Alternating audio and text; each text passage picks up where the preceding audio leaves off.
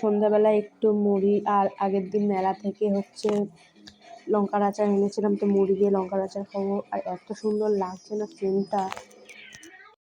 আমরা হচ্ছে একটু বিকেলবেলা ঘুরতে গেছিলাম, তো আমি আমার বাপের বাড়ি গেছিলাম, তো এখন আমরা সব শ্বশুর বাড়ি যাচ্ছি সবাই মিলে।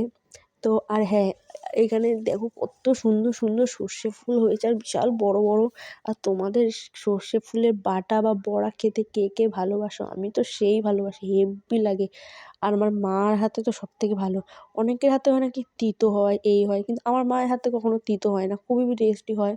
তো তারপরে আমরা সব বলছিলাম যে রাস্তাঘাট এখানে একদমই ভালো না, এত আমার শ্বশুরবাড়ির রাস্তায় এত মানে বাজে, তাই বলছিলাম, আমরা সব আলোচনা করছি।